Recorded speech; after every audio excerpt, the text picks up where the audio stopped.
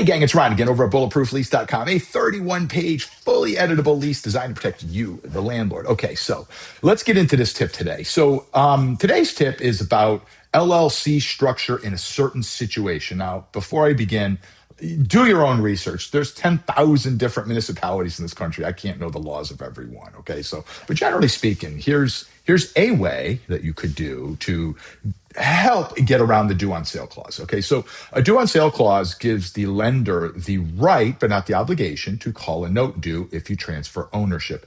And this isn't a legal video, and because there's myriad of ways you could try to get around that via a trust, St. Carmain Act of '86, blah blah blah. That's not what this video is about.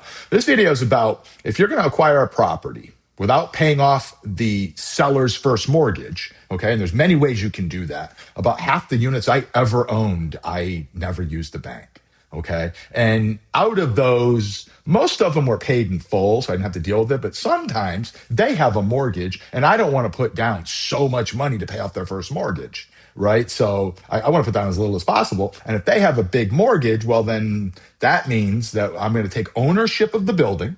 Because remember, when a bank has a mortgage, they don't own the building. They just have a lien on the building.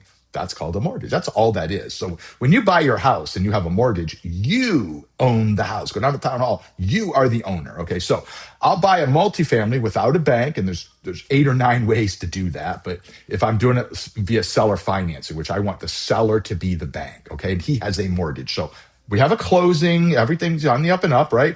And now I own the building.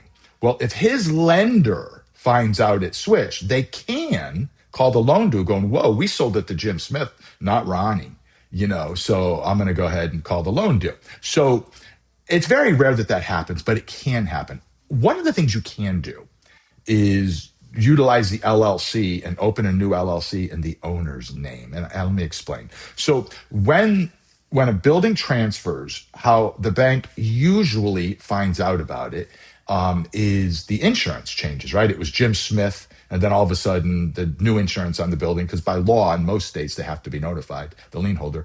And now the bank finds out, well, Jim Smith doesn't own it anymore, Steve Jones does. Uh-oh, they must have sold the building, due on sale. Okay, again, very rare. And by the way, a due on sale, but breaking a due on sale clause isn't illegal, by the way. It's the bank has the right. There's no law being broken. It's like card counting in Vegas is the analogy I always use. That the casinos shun it, but it's not illegal. Okay, so if I'm buying a building from Jim Smith and he has a big mortgage, what could I do to help prevent the bank from finding out? Well, I could open up an LLC called Jim Smith LLC. So when the bank sees that it's not Jim Smith insured anymore, it's Jim Smith LLC, I'm hoping that they will assume that, he just put in an LLC, no big deal.